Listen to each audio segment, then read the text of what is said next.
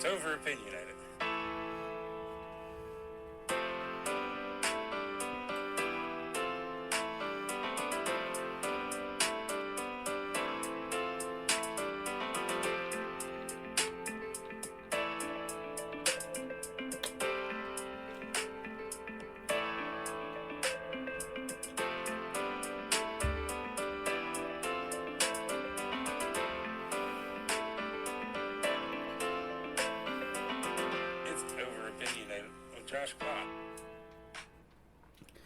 Welcome back to Over Opinionated. This is episode 27, and this is a extremely important and sad episode. If you have any small kids around, I think it might be best if you keep the audio to yourself or listen to it some other time. I'm not going to go into excruciating detail. If you hear any clicks, I'll be reading some articles, so I'm going to have to go back and forth on my computer. And we're going to be talking about the terrorist attacks which happened a couple weeks ago and is ongoing in Israel. And Israel is at war. It was unprovoked by a terrorist organization from the Gaza Strip called Hamas. They govern the Gaza Strip. Before we get started, I want to clarify that I condemn all violence, no matter who it's from, no matter what religion it's from or region it's from. I condemn all terrorism, and I beg you, do not do something awful. And I also want to clarify that I am 100% heartbroken for innocent Palestinian lives that have been lost and that will be lost. And I'm going to try to make the case, though, that those lives and the blood of the innocent Palestinians is on Hamas, not Israel. I'm going to be upfront. This is Over Opinionated, so we don't shy away from hard topics. And I am a Christian Zionist. The Zionist word means I support a state of Israel for the Jewish people. I think it's totally fine to condemn. Well, let me rephrase that. I think it's totally fine to criticize Israel when they are wrong about how they handle international policy, and I think that's totally fine. And it's totally fine to condemn Israel how they handle internal policy and how they treat minority religions like Christians and Muslims. I do wish that they could treat Christians a little bit better. I know that it's not awful, but there's things like visas, and Israel doesn't like when you try to convert their citizens over to Christianity. At least some parts of the government doesn't. And Israel's been in internal turmoil over the Supreme Court. They've been in back and forth parliamentary elections. Prime Minister Netanyahu has a lot of scandals and corruption surfaced around him. And he's been in and out of the prime ministership. If it wasn't for the fact that he is seen to be such a good prime minister, then he would have had his day in court already. But a lot of people in Israel love him because he has been a very strong advocate for Israel. But put all of this aside, even the left in Israel, the left wing in Israel, condemns this, and they would respond harshly too. So you can condemn how Israel has responded in some ways, but the IDF, the Israeli Defense Force, is fighting a war with a terrorist organization that doesn't play fair. Hamas puts rockets and terrorist headquarters inside of hospitals, inside of mosques, and inside of schools. Israel's military tries its best to avoid civilian casualties. They will drop leaflets. They will drop fake bombs that shakes the building but doesn't collapse it and give them 30 minutes. I've seen them call people inside the buildings to get out. So they try their best to save civilian lives. But in war and in Gaza, where everyone is crammed in together, it's a small strip of land with 2.5 million people in it. It's almost impossible to avoid casualties. With that being said, Hamas does not care about casualties of their own people, and their goal is to wipe Israel off the face of the earth. And I'm going to read you some things from their charter and a little bit later to clarify what their position is and why you can't just negotiate with these people. I want peace, but not peace at any cost, and not peace that will cause Israelis more lives. I'm going to read you an article from ABC News. Death came from sea, air, and ground. A timeline of surprise attacks by Hamas on Israel, published October 15th, 2023. At least that was when it was updated. Listen, there's going to be a lot of words. It's going to be very hard for me to pronounce.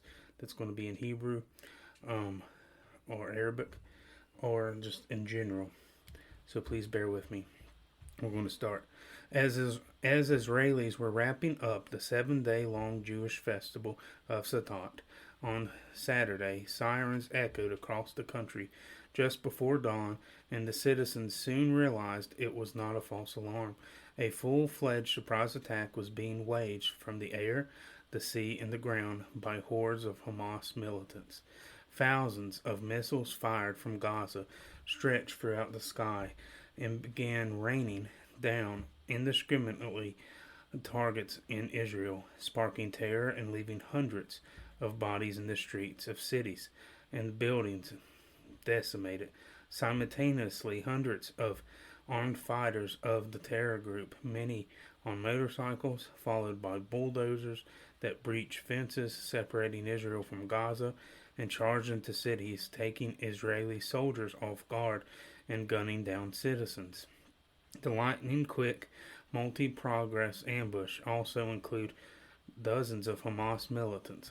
They say militants, I'm going to call them terrorists, because that's what they are. That we shouldn't call them militants, they're terrorists.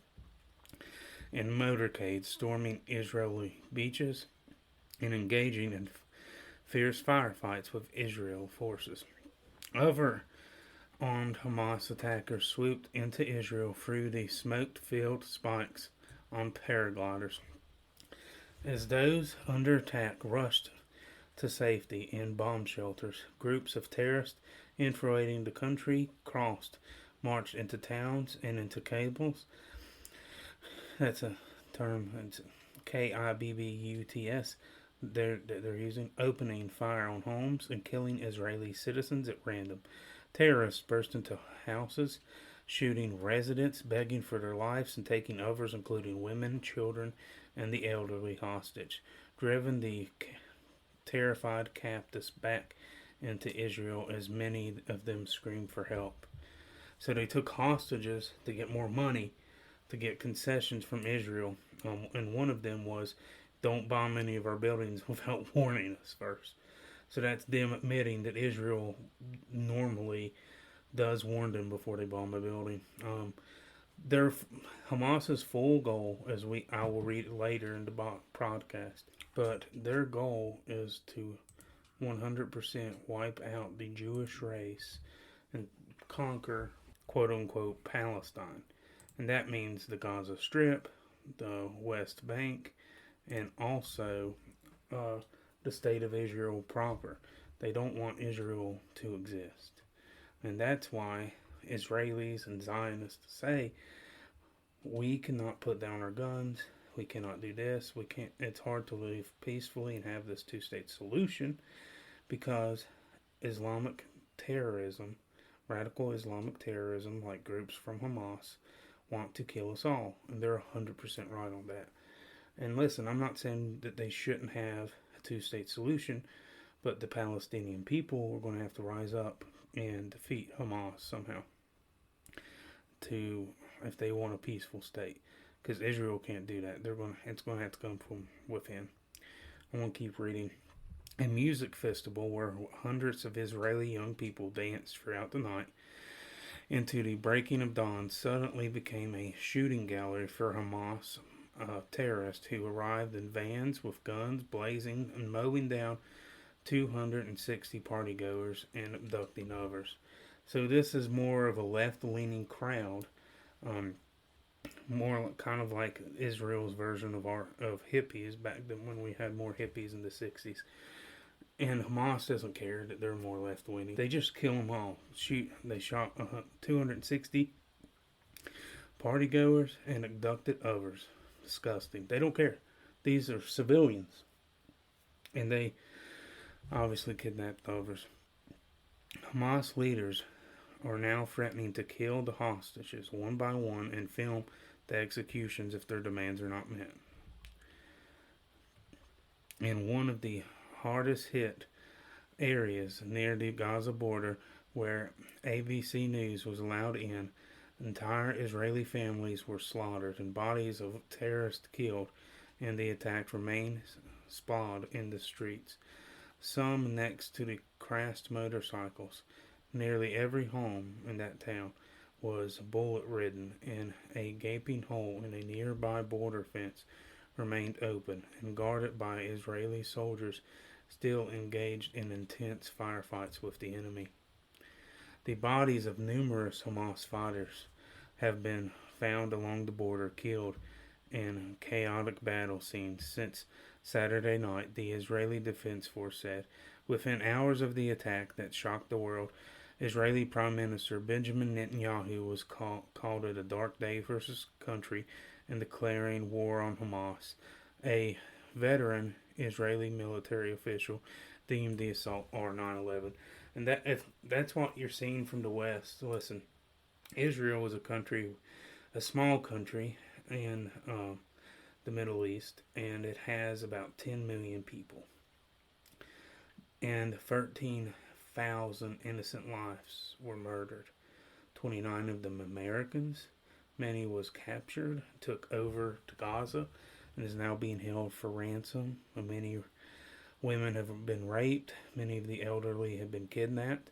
An elderly woman who survived the Holocaust and the evils of the Nazis face evils of modern day Nazis. And that's what Hamas is.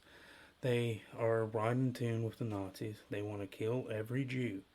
Okay? Remember that when Israel strikes back in the Gaza Strip, that they just lost 13,000 civilian lives. Unprovoked. This is not because of a Jewish settlement. This is Israel proper. And Hamas will not stop until Israel is wiped off the face of the earth. Okay? And a lot of people criticize Israel because Israel is in a dilemma. They occupy a lot of the West Bank, which is a part of Palestine. But they did that because of the terrorism that was there.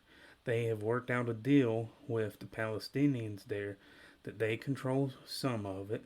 Some of the regions, both the Palestinians and the Israelis have control. And then some of the areas that are more populated, just Palestine itself controls, okay?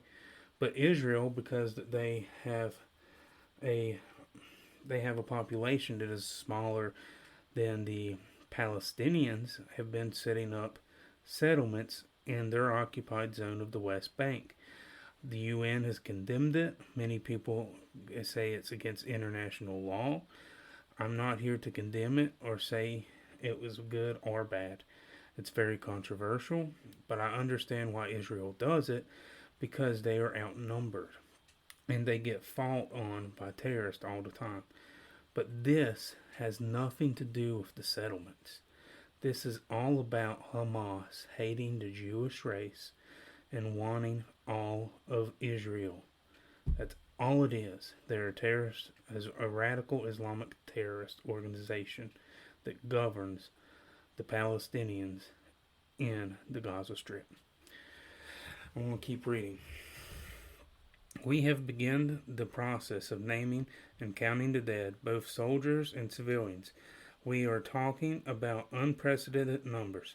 Numbers that up until 2 days ago seemed totally fictional and unimaginable. Lieutenant Colonel Joshua Cornelius, a spokesperson for the IDF, told ABC News, I pronounced his last name wrong, as of October 5th, the death toll in Israel stood at more than 1,300. 1,300. If I said 13,000 earlier, I apologize. I meant 1,300. 1,300. But that's an insane number, official said. I'm going to start over. As of October 15th, the death toll in Israel stood at more than 1,300, officials said. Another 3,227 people were injured in Israel. And 3,000 plus people were injured. Among the dead are at least 29 Americans. A State Department spokesman said on October 5th, and an undetermined number of Americans were taken hostage, said U.S. officials. Reading on in the article as we go down. In Gaza, at least 2,329 people have died and more than 9,000 others have been injured since the retaliation airstrikes by Israel began. The Palestinian health minister said on October 15th, at least 724 of the dead in Gaza are children and 458 are women. This is when you're going to see the socialists on the American socialists claim how evil Israel is. This is when Hamas is going to say the same thing. But if you're Israel, what are you supposed to do? You have to defend your civilians. No country would ever allow this to happen. The United States wouldn't. Brazil wouldn't. Japan wouldn't. No country would. Let me make an illustration for you. Let's say Canada went into Alaska and they killed Americans. Just killed Americans. Would America put up with that? If Canada invaded America into Alaska and killed American civilians? The obvious answer is no. So why should the state of Israel put up with it? Okay? And people are criticizing Israel for cutting off the water and the power to Gaza. And I understand that. That is going to affect some civilians. But please tell me what you're supposed to do. Because the terrorists are getting that water. The terrorists are getting that power. So what are you supposed to do if you're Israel? You just lost 1,300 of your civilians. That's a big chunk of your population. These are your civilians. They're trying to wipe out your race. They're trying to wipe out your race. What are you supposed to do? Israel is at war. I'm not saying that what they're doing with the power is right, but you can see why they're doing it. I'm going to continue on with the news article. The Hamas attack was launched on the 50th anniversary of the 1973 Yom Kippur War. The plot that was pitted against Israel against Egypt and Syria. Here is a timeline of events that has rapidly changed the conflict in Israel and the Palestinian Gaza Strip territory. The bombardment of rockets. October 7th, 6:30 a.m. in Israel.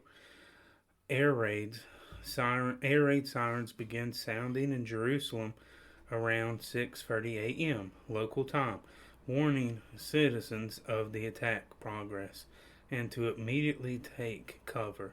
An estimate 2,200 rockets were fired towards southern and central Israel, including Tel Aviv. Tel Aviv is a big city in Israel. And Jerusalem by the Hamas terrorists. According to the IDF, meanwhile, Hamas claimed at least 5,000 rockets were fired, all launching in southern and central Israel. That was 5,000, not 50. Forgive me. One missile slammed into a hospital in the Israeli coastal town. I can't even pretend to pronounce that town, officials said. Armed Hamas terrorists, many on motorcycles, storming blockade areas of Gaza Strip, shooting at Jewish settlers, and in the Gaza Strip, officials said video footage surfaced of Hamas terrorists taking Israeli citizens, including mothers, children, and the elderly hostage, and taking them across the Gaza border. In one of its first public messages, the IDF said, over the past hour, the Hamas terrorist organization launched massive bombardment of rockets from Gaza into Israel, and its territories operating have infiltrated into Israel in a number of different locations in the south. Videos posted online captured hundreds of Hamas soldiers in the Israeli border from Gaza by boat, pickup trucks, and even motorcade. October 7th, shortly after the attacks had begun, Mohammed, commander-in-chief of Hamas military arm brigade, released a video statement claiming responsibility for the attack, saying the quote-unquote the Zionist colonized, occupied our Palestinian homeland and displaced our people, destroying our towns and villages, committing hundreds of massacres against our people, killing children, women, and the elderly, and demolishing homes with their inhabitants inside, in violation of all international laws and human rights. I'm going to reread that. The Zionists, the Jewish people, colonized, occupied our Palestinian homeland, and displaced our people, destroyed our towns, villages, committing hundreds of massacres against our people, killing children, women, elderly, and demolishing our homes with their inhabitants inside of all international norms and laws and human rights. Even if that was true, does that justify killing 1,300 Israeli civilians that had nothing to do with it? Even if that was true, and that is propaganda. Okay, Israel, the Jewish people, have always had a homeland in Israel. That has always been their homeland. Now they've been displaced. They've been displaced. They've been in exile many years. But that was their homeland. And then they went back to it after World War II. Well, many of them, and even before that. Now I'll read more of that later. Israel at war, quote unquote. October 7th, about 10:30 a.m. local time. Israeli fighter jets launched retaliation strikes in Gaza.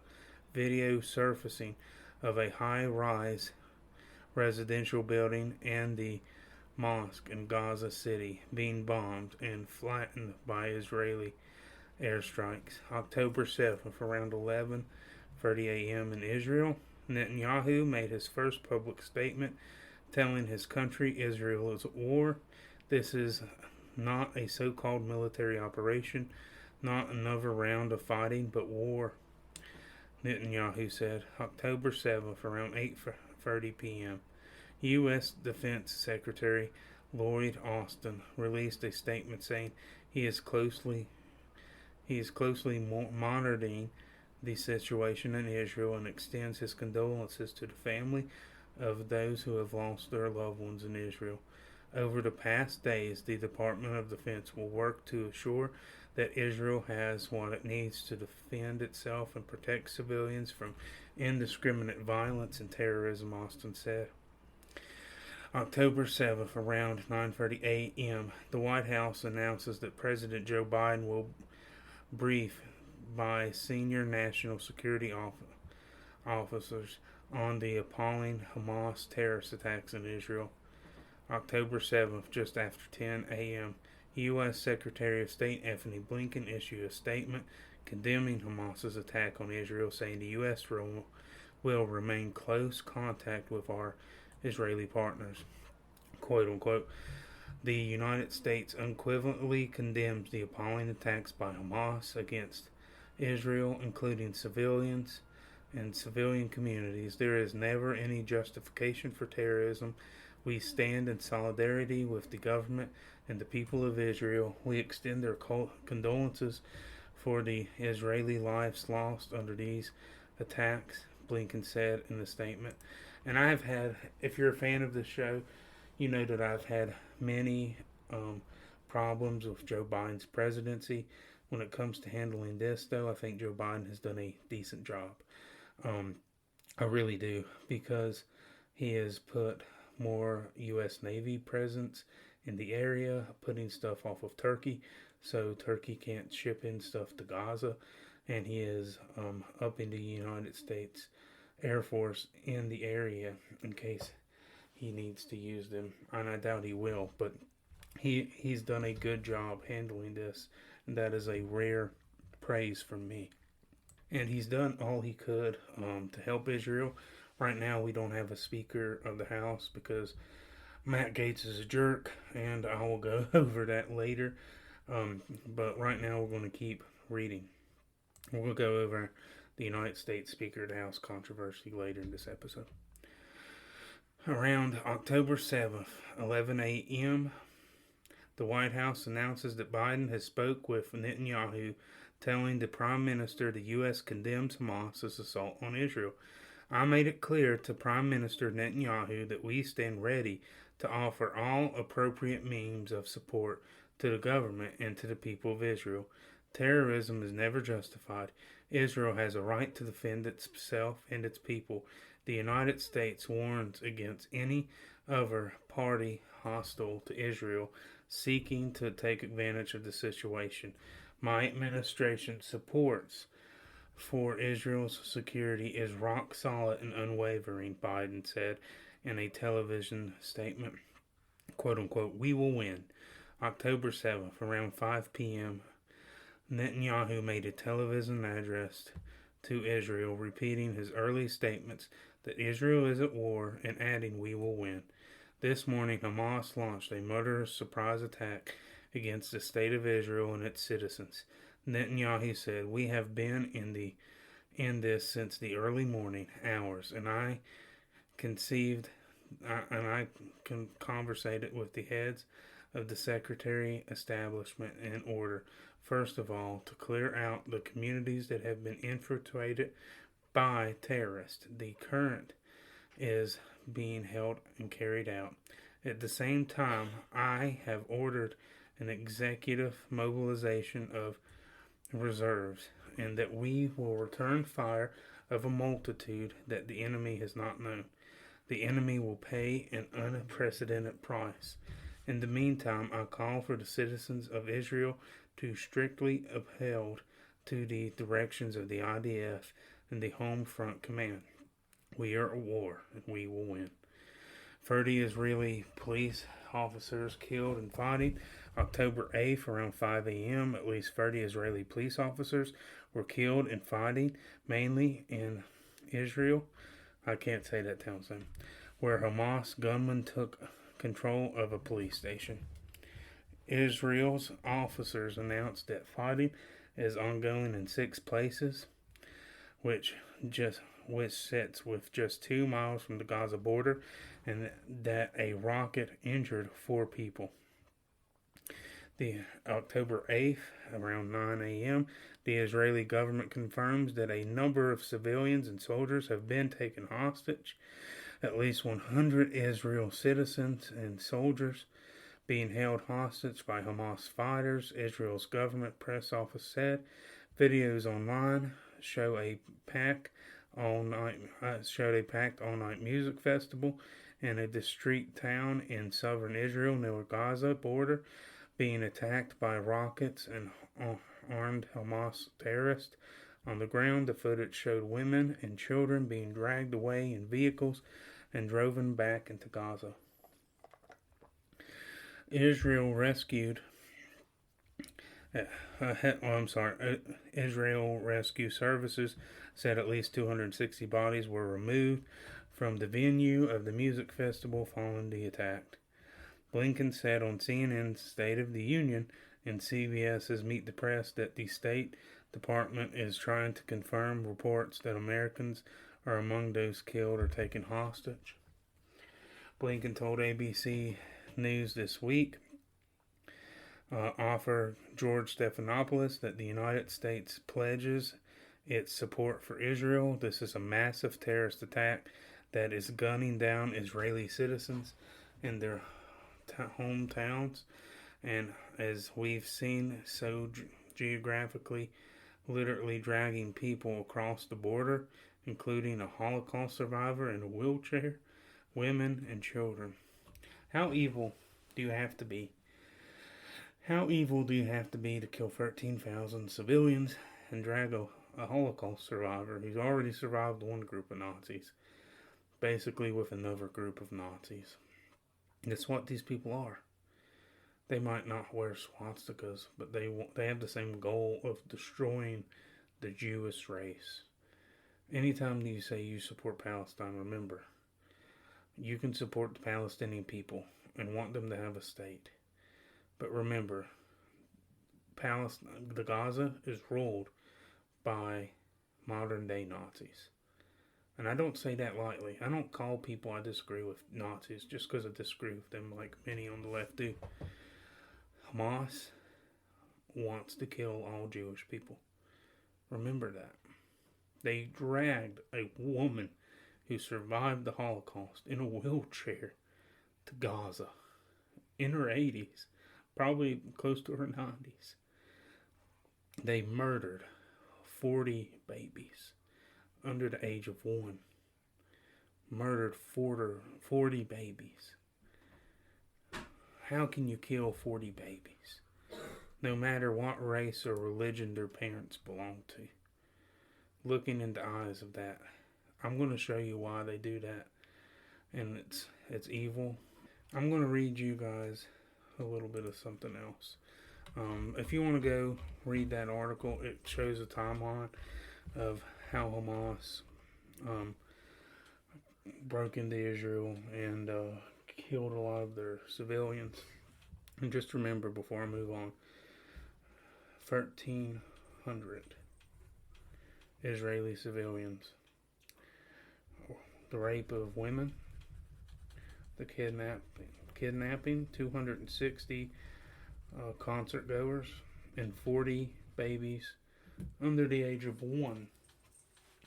And there is even a media debacle, and it's so stupid it angers me, that people were claiming that the babies were beheaded, and then it came out that they may not have been beheaded. No, it makes me very mad.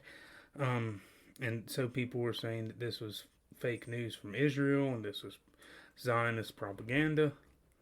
What they didn't tell you is the babies still died.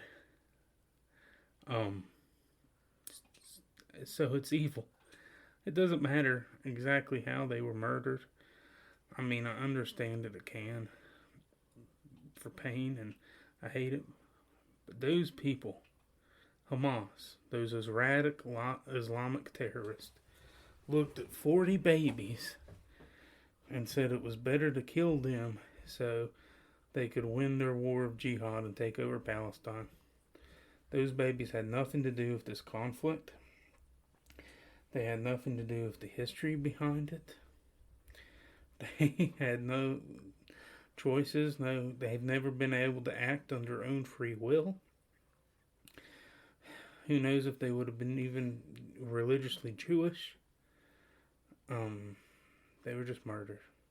Indiscriminately murdered.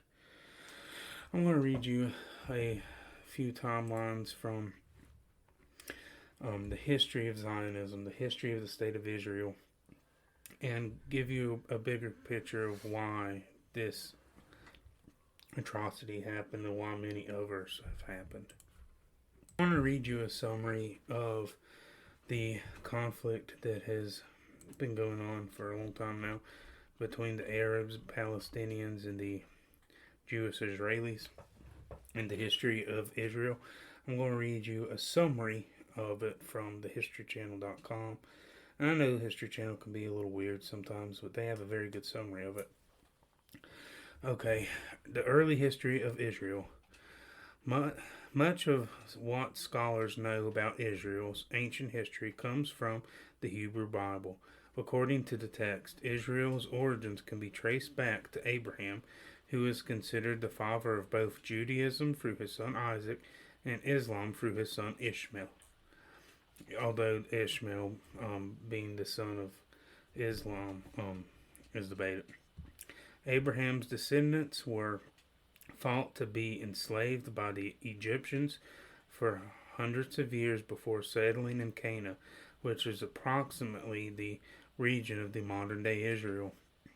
The word Israel comes from Abraham's grandson Jacob, who was renamed Israel by the Hebrew God in the Bible. And the word Israel means to struggle with God. King David and King Solomon.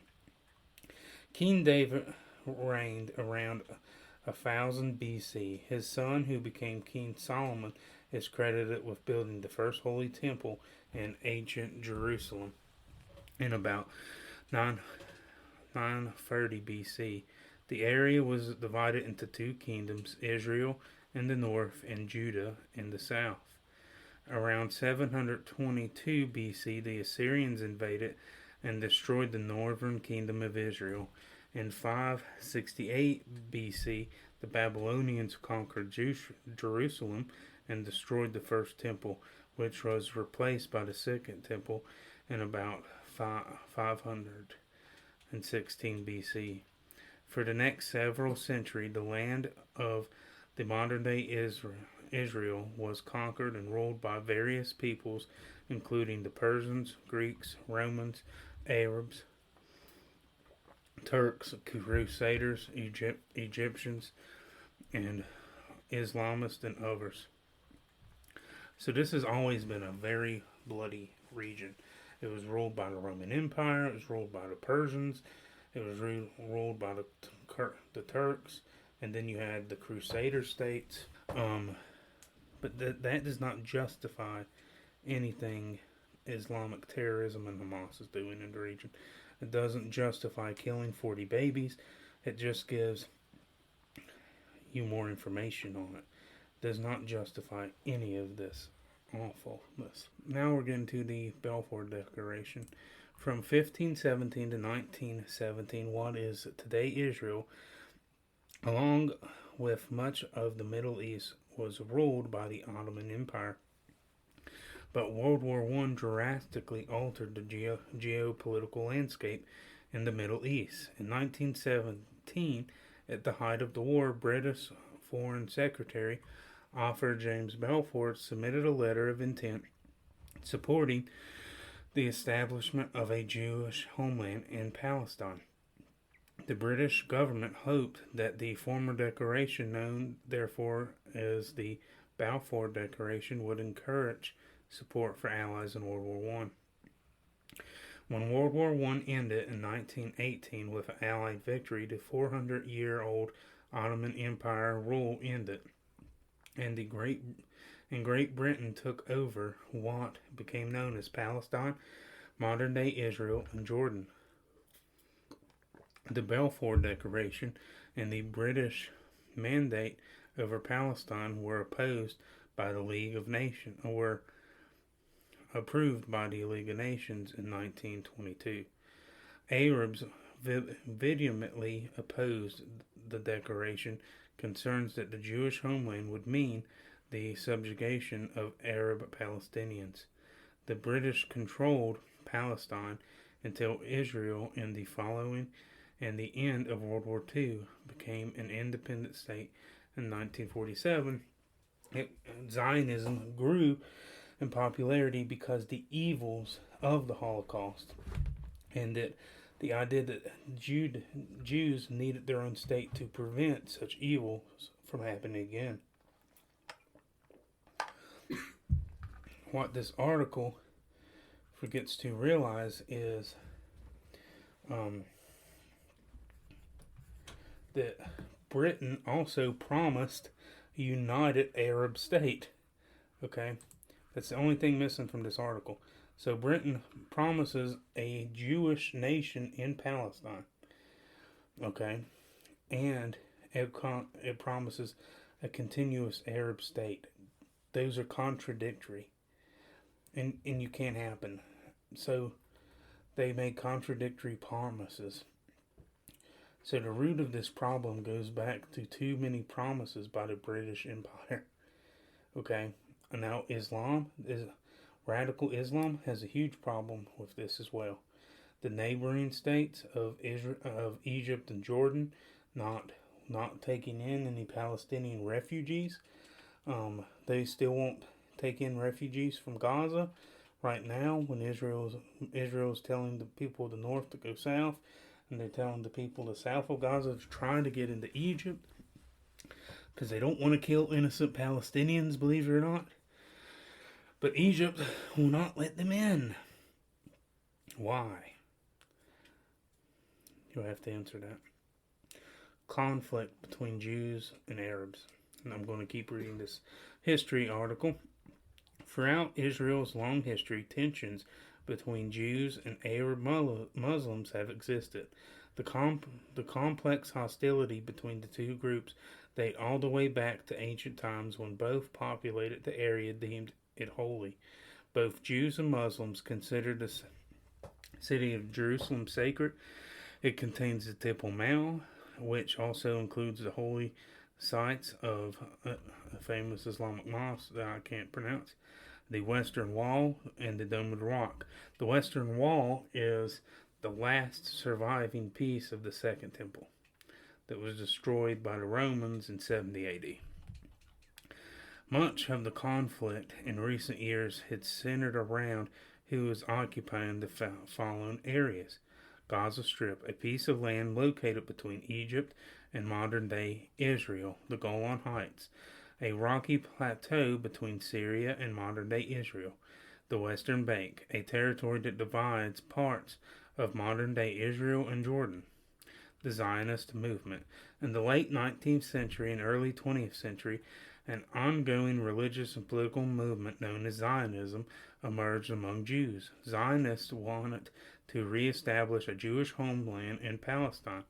Massive numbers of Jews immigrated to the ancient Holy Land and built settlements between 1882 and 1903. About 30,000 Jews relocated to Palestine. Another 40,000 settled in the area between 1904 and 1914. Many Jews living in Europe and elsewhere feared persecution during the Nazi regime, found refugees in Palestine, and embraced Zionism after the Holocaust in World War II, and that members of the Zionist movement primarily focused on creating an independent Jewish state. Arabs in Palestine resented the Zionist movement, and tensions between the two groups continued.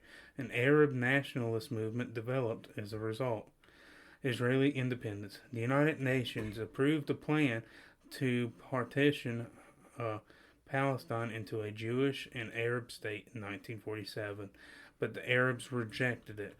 In May 1948, Israel was officially declared an independent country, with David Ben-Gurion, the head of the Jewish Agency, as the prime minister. While the historic event seemed to be a victory for the Jews, it also marked the beginning of more violence with Arabs. In 1948, the Arab-Israeli War.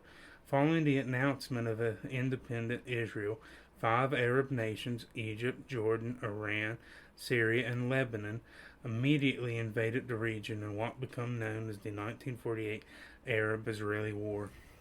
Civil war broke out throughout all Israel, but a ceasefire agreement was reached in 1949 as part of a temporary armistice in the West Bank, becoming part of Jordan, and the Gaza Strip became Egyptian territory. Arab-Israeli conflicts.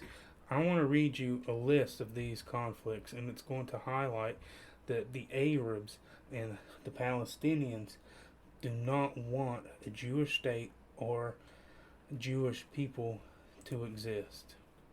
Let me continue to read this article here for you guys. The Arab-Israeli conflicts. Numerous wars and actions of violence between Arabs and Jews have endured since the 1948 Arab-Israeli War. Some of these include the Suez Crisis. The Suez Canal is in Egypt on the between the Sinai Peninsula and mainly in Egypt, connecting Africa to the Middle East. I'm going to read you the summary. Relations between Israel and Egypt were rocky in the years following the 1948 war. In 1956, Egyptian President, I'm not even going to pretend to pronounce his name, overtook the national Suez Canal, the important shipping waterway that connects the Red Sea to the Mediterranean Sea. Huge ship.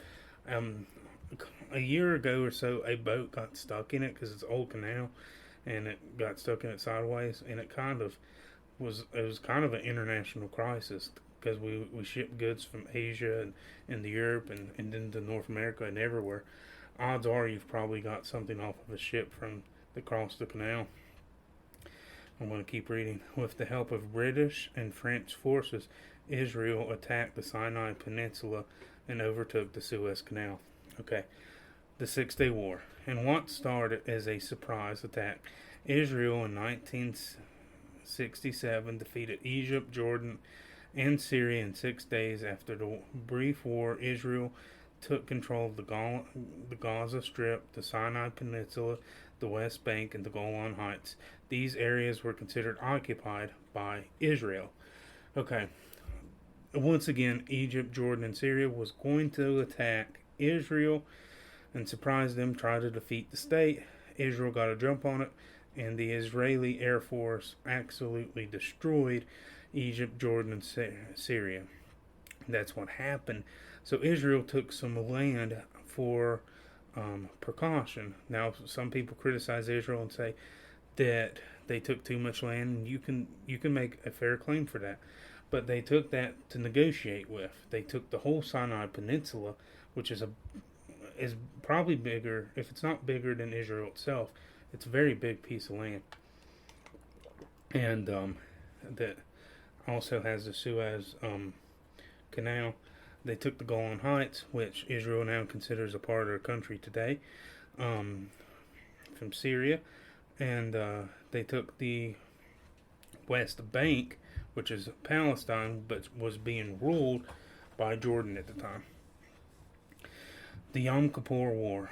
Hoping to catch Israel army off guard in 1973, Egypt and Syria launched another airstrike trying to catch Israel off guard again during the holy holiday. Airstrike against Israel on the holy day of Yom Kippur.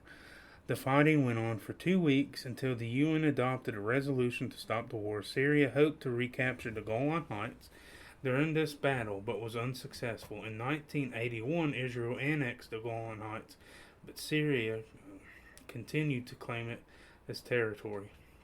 The Lebanon War. In 1982, Israel invaded Lebanon and ejected the Palestinian Liberation Organization. This group, which started in 1964 and declared all Arab citizens living in Palestine up to 1947 to be called Palestinian forces, and created a Palestinian state within Israel. The first Palestinian Intifada. Israel occupation of the Gaza and the West Bank led to the 1987 Palestinian uprising and hundreds of deaths. A peace process known as the Oslo Accords ended the Intifada, and an Arabic word meaning shaking off. After this, Palestinian Authority formed and took over some of territory in Israel. In 1997, the Israeli army withdrew from parts of the West Bank, and now they share control. There's some places that are controlled 100% by the Palestinians in the West Bank. Some places are controlled by both Israeli and Palestine, and then some parts is just controlled by Israel. But remember, they did this to stop terrorism. Okay, this was not them trying to be evil and be aggressive. Okay. I'm not saying Israel's never been aggressive, but since their independence in 1948, they have been attacked and attacked and attacked. And 80 years ago, 6 million of them died in a Holocaust. So you see how they can be a little bit defensive, that they don't want to lose their race and their religion and their homeland. Okay? They have just as much right to live in the state of Israel as the Arabs do. And I just want to say, I'm not saying that Israel's perfect, but Israel has Arab parties. There's been Arabs on the Supreme Court of Israel. That would never happen in Palestine. I'll keep reading. The Second Palestinian Intifada. Palestinians launched suicide bombs and other attacks on Israel in 2000. The resulting violence lasted 4 years. Until a ceasefire was reached, Israel announced a plan to remove all troops from Jewish settlements from Gaza, the Gaza Strip, by the end of 2005.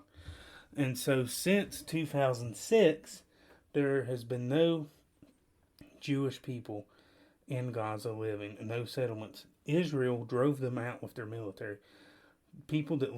Israeli people that lived in Gaza, Israel drove them out with their military to get rid of the violence. Okay, they gave all the Palestinians the Gaza Strip. Okay, I'm going to keep going. The Second Lebanon War. Israel went to war with a Shiite Islamic militant group in Libya in 2006. A UN negotiated ceasefire ended the conflict a couple months later after it started. Hamas wars. Israel has been involved in repeated violence with Hamas, a Sunni Islamic military group that assumed Palestinian power in 2006. Some of the more significant conflicts took place in the beginning in 2008, 2012, 2014, 2021. There was rocket fires, and then 2023 with this is the worst. I want to clarify. This is the worst attack on Jewish people since the Holocaust. The worst, by far none. I'm going to scroll down. The two-state solution. Several countries have pushed for more peace agreements in recent years. Many have suggested a two-state solution, but acknowledge that Israel and Palestine are unlikely to settle on borders. And that is because nobody's going to... Either Israel can have a continuous country or Palestine can. Okay? There can't be either way. And I say that obviously Israel would get the continuous country because they don't have a problem with terrorism like Palestine does with Islamic radical terrorists like Hamas. Okay, so you have the West Bank, then you have the Gaza Strip. One of them is going to be broken up. If you connect the Gaza Strip to the West Bank, then Israel's going to be broken into two. And if you don't, then Palestine's going to be broken into two. But really, Palestine is really kind of governed like two different countries, with Hamas governing the Gaza Strip, and the other Palestinians governing the West Bank, along with Israel. So really, it's like it's two different countries already. And I don't think there's ever going to be a good solution before Jesus comes back. Because one state solution will not work, because the Arabs will outnumber the Jews. And we don't want to... Also, Palestine does have a right to exist, but they don't have a right to terrorize Israel. And I know there are good Palestinians. I understand that. I said that before the podcast even really started. But Islam has a huge problem with radical terrorism. It just does. So what are we supposed to do here? Have a two-state solution that is rocky and there's terrorist attacks and it's not great? Or have a one-state solution where there's an apartheid of Israel? And there's not an apartheid now. I know that AOC and the crazy squad members like to say that. It's so not true. So not true. There's an old saying that Zionists say, and that pro-Israeli people say, that if Palestinians and Hamas wanted peace, they could put down their firearms. But if Israel put their firearms down, then they would be wiped off the face of the earth. There's some truth to that. I'm not saying that Israel is perfect. I'm not saying that all Palestinians should put their arms down. But in that situation, obviously, you trust Israel before you trust the Islamic terrorists that govern Gaza.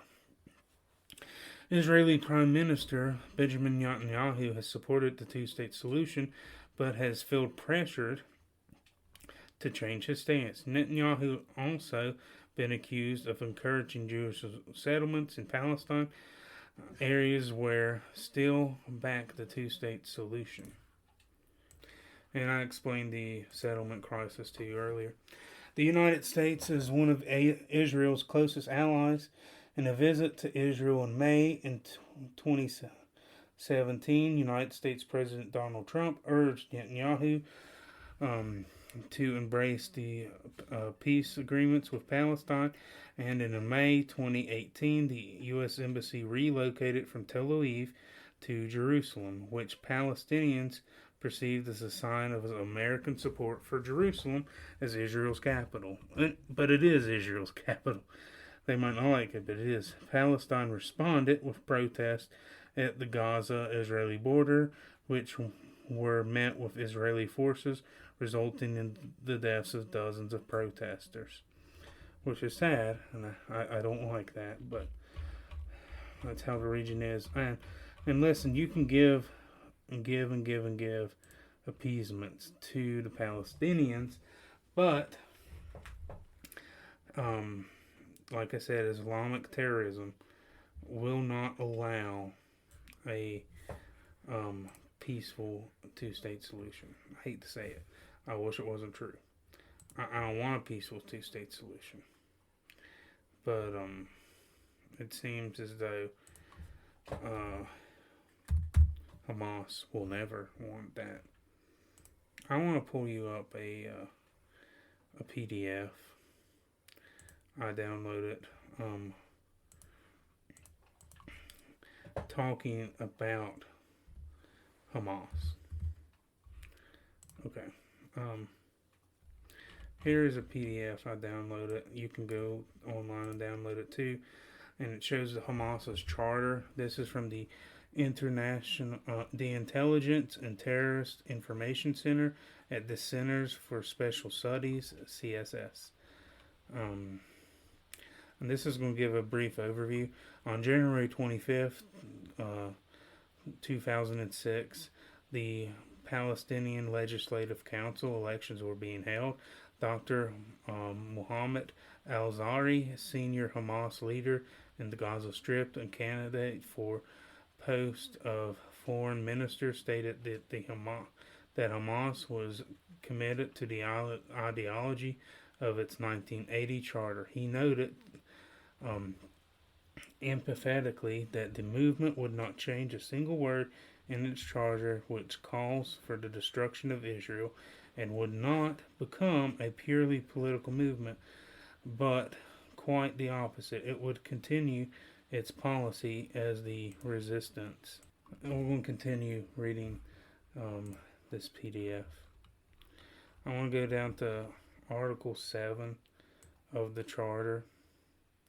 And the whole Charter is just exposing how awful Hamas is. Okay, guys, here is Article 7. Muslims who adopt the path of the Islamic resistant movement, which is Hamas, and act to support its adoption, its positions, and to strengthen its holy war are spread over the face of the earth, making the movement universal. The movement is qualified for that because of the clarity of its worldview, the noble purpose, and the exaltation of quality of goods. This is how the movement should be considered, how its value should be judged, and how its role should be recognized. Whoever denies its rights refrained from supporting it, or whoever's vision impaired, and whoever work unceasingly to blur its role is like someone contesting fate, demanded as determined by Allah, and whoever closes his eyes to facts. Um, so they show it right there that they're committed to a holy war. Okay, we're going to go down a little bit.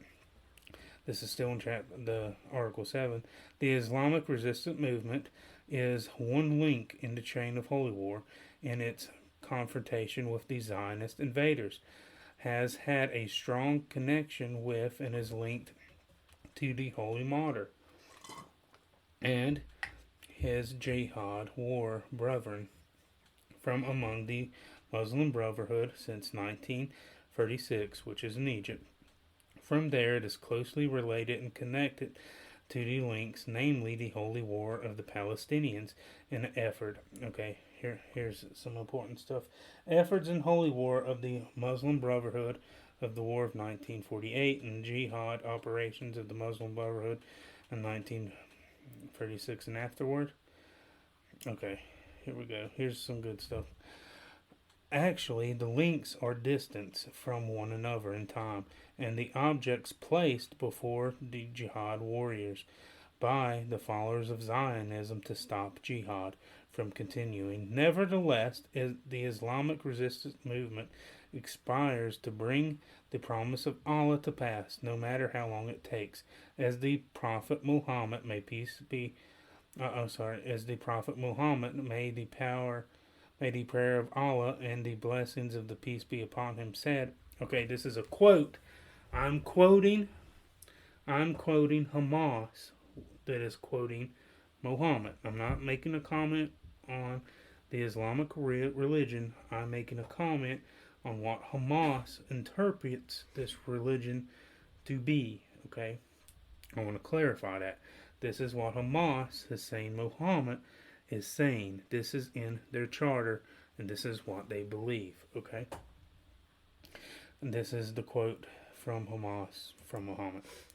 The time, Judgment Day, will not come until Muslims fight the Jews and kill them, and until the Jews hide behind the rocks and then the trees, and the trees will say, "Oh, Muslim, servant of Allah, there is a Jew hiding behind me, come and kill him." So what they're saying is that Judgment Day, the time will not come until Muslims fight and kill all the Jews, and even the trees will cry out, "There's a Jew behind me, servant of God, servant of Allah, Muslim, come and kill them." I think that's pretty disgusting. This is the people we're dealing with. This is the people that Israel is dealing with.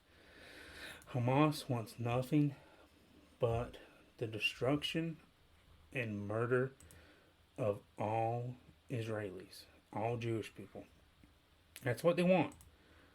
Remember that when you talk about this crisis.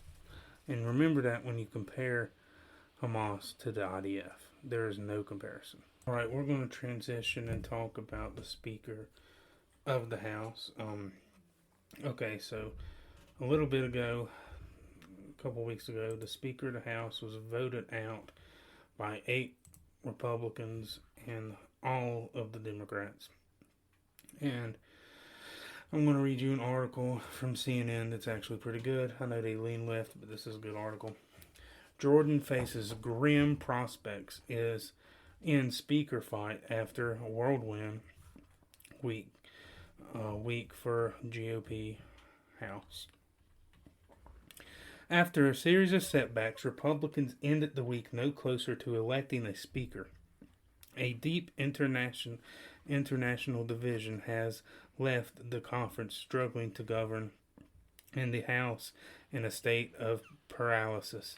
The chaos within House GOP ranks dramatic over the past days as the conference has tried so far failed to find a viable successor to Kevin McCarthy following the unprecedented ouster at the hands of a small fraction of hardline quote-unquote conservatives. Listen, I mean, Kevin McCarthy was conservative. He might not be as conservative as Jim Jordan, but these 8 Republicans that voted out Kevin McCarthy had a grudge against him, and this is what happens when you have a very small majority. I mean, this can happen. This is the first time it's ever happened that a Speaker of the House has ever been ousted. And as much as I disagree with Nancy Pelosi and I don't like her, I will say this about her. She had a good control of her caucus, and this would have never happened under her. She would have never got ousted like this. Democrats seem to stick together when they vote together on extremely important things like this. Even the crazy AOC squad, Rashida Tlaib, Ilhan Omar, they come to the fold. I wish we could do that as Republicans. And listen, I'm not saying that I want everyone to just believe the same thing as the Republican Party. I don't. But the Republican Party was elected. The Republicans that were elected, as a small majority in the House, was elected for sensible government as a response to bad Democratic governance from Joe Biden and the Democrats. And when you have a divided government with a bicameral legislature and one half of the legislature is headed by Chuck Schumer and the Democrats in the Senate, and then Joe Biden, the president, you have to make concessions. And these 8 Republicans had their own reasonings why they didn't want these concessions. And one of them, I think, is awful, and I think she's just as awful as a Democrat, and that's Nancy Mace. You know, same woman that goes around at prayer breakfasts and just is totally okay with admitting her sexual sins. And like I've said before, we've all struggled with sexual sins, but who goes to a place of a prayer and brag about that? And then she wears a scarlet letter inside the Capitol, claiming victimhood of womanhood or something. And that's why she ousted Kevin McCarthy, because he wasn't good enough for women. Something stupid like that. I'm going to keep reading. Representative Jim Jordan is the new GOP Speaker nominee, following Majority Leader Steve Scalise's exit from the race. But Ohio Republican faces the same grim vote math that doomed Scalise's Speaker bid, as Jordan lacks the 217 votes needed to win the gavel in a full House vote. Jordan has the weekend to continue to make his case and attempt to flip holdouts, but he faces a step uphill battle. The GOP conference faces whiplash this week after Scalise won an internal vote to become Speaker nominee, only to drop out not long after. As a result, entered opposition to his candidacy. The weekend ended with another vote, this time to make Jordan the new nominee. But it soon became clear that Jordan also faces a stiff wall of resistance. The House remains sufficiently frozen as long as there is no speaker. A dry solution that comes as Congress faces a fast approaching government shutdown decline in mid-November. And as crises unfold abroad in Ukraine and the Israeli war against Hamas. So we're not even being able to send more additional funds to Ukraine or Israel fighting Hamas. And you might have mixed opinions about Ukraine. Y'all that are fans of the show know how I feel. But at least can we get some more funds to Israel while they are fighting an evil Islamic terrorist organization killing civilians and children? Republicans have grown increasingly frustrated that the conference has not been able to consolidate around the candidate. Some are openly questioned whether one can reach 217 votes. On Friday, Jordan won the Speaker nomination against GOP Representative Austin Scott of Georgia, which was sad because Austin Scott is my cousin. He called me up. He was sad. That's a joke. That's a joke. On Friday, Jordan won the Speaker nomination against GOP Representative Austin Scott of Georgia, who made a surprising last bid in a 124 vote to 81 vote, leaving him far short of 217. Jordan then called a second vote Friday afternoon, asking members if they would support him on the floor. That vote, which was cast by secret ballot, was 152 to 55, laying a bare minimum challenge to Jordan in the bid of the gavel. Jordan or other Republican speaker candidates can only afford to lose 4 GOP votes when the full House votes if all members are voting.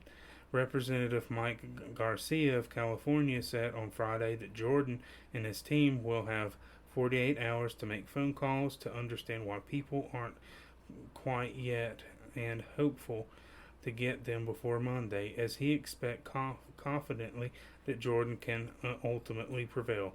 Jordan is a polarizing figure on the national stage, which contributes to concerns for more moderate members of the conference.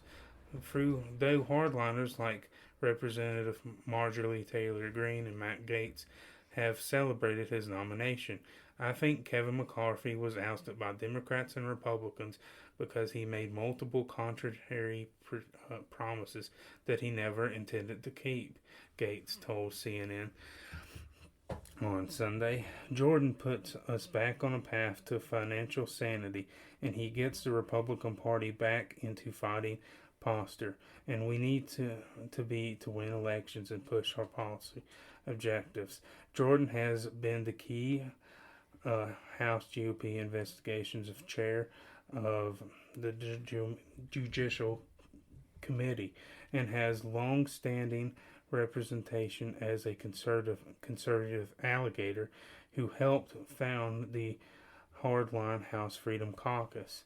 As the House GOP crisis drags on, some Republicans have pitched ideas of granting more power to Patrick McHenry of North Carolina, who is serving the role as interim speaker. I'd be fine with that, giving him a little bit more power so we can increase additional funding to Israel in their time of crisis. I think that would be good. But that idea is untested and it's not clear how much support it would have. This is my problem. With the 8 Republicans who voted to oust Kevin McCarthy, what did you think was going to happen? You have the Speaker of the House that is in a hard position because you have to compromise. What do you think was going to happen? And Jim Jordan is more conservative, but the problem is, what about the moderates that live in purple districts that have to get reelected? Okay, that is hard. That's harder to do than Matt Gaetz's extremely Republican district of the Panhandle of Florida. It just is. I'm going to read you the list of the 8 Republicans who voted to oust the Speaker of the House, and this is who we have to blame. And I like one of them, actually, to a certain degree, but I disagree with him doing this, and I wish he wouldn't have, because he put us in a hard spot. Andy Biggs of Arizona, who is pretty far right. Ken Buck of Colorado. Tim Burkett of Tennessee. Eli Crane of Arizona. Matt Gaetz of Florida. Bob Good of Virginia. That's the one I kind of like. Nancy May, who should just basically be a Democrat, of South Carolina. And Matt Rosendahl of Montana. And I'm being a little hard on Nancy May. She's better than the Democrat, but she's not a good Republican. And Bob Good ran in a primary to a guy who officiated a same-sex wedding and made a lot of votes that made people mad. So he ran as a principal Christian conservative one. And I liked him, and I would have voted for him against Denver Riggleman probably. But I cannot get along with this. I understand he's a hardcore conservative. I don't know if Kevin McCarthy did something that made Bob Good mad. I don't know. But this is the first time in American history that it's ever happened. I understand in other countries stuff like this has happened. It's never happened in American history, and it's not good. It's just not good. But yeah, we need a new Speaker of the House now. And I hope that we can get a confident speaker that can govern well and make these 8 Republicans happy. And we'll see what happens. Being Speaker of the House is not a fun job right now. I understand why you'd want it, because the prestige, and it's a very valuable position, but it's rough right now. That is a rough job right now, to make Joe Biden happy enough to sign off on the law, and Chuck Schumer happy enough to go along, and those 8 Republicans that are hard to get along with. We'll see what happens. I wish we would have kept Kevin McCarthy, not because he was perfect, but because he was doing the best he can with what he had. Before I let you go, I want to give you a couple announcements. I know I said earlier that I was going to transition to a more Bible podcast, and I am. But I'm actually going to try to start my best to try. I'm going to try my best to do 2 episodes a week. And that's going to be hard. Sometimes you will only get 1. But I want to do a biblical topic that is important to people, answer hard questions. And then I'm going to do my political stuff, because I just can't abandon that. There's too much need for it. But I'm going to give you a Christian conservative take on it. And I could be wrong on things. If you think I'm wrong on something, you can tweet me, you can DM me, get in touch with me. Okay? You can follow me at NRV_guy79 on Twitter. Also, formerly Twitter, now known as X. I just call it Twitter because X is a very dumb name, I think. But or if you're a Facebook friend of mine, you can message me. Or if you're just follow the podcast, you can comment or leave the podcast page on Facebook a message. But I'm going to try to do hard biblical topics. Maybe do a segment called Hard Questions. I've been thinking about answering hard questions that Christians face in today's world. Also, we're going to keep going politics, keep talking about the Virginia elections. Listen, if you live in the Commonwealth of Virginia, early voting is now accessible. Just vote. Just get to the polls and vote. If you vote by mail, if you vote early, or if you want to vote on election day. I think I'm going to vote on election day for the first time in a few years, because I just moved. I want to go into the polls and vote with my lovely wife for the first time. I think we'll have a good time. But please vote. Republicans need your support no matter where you live.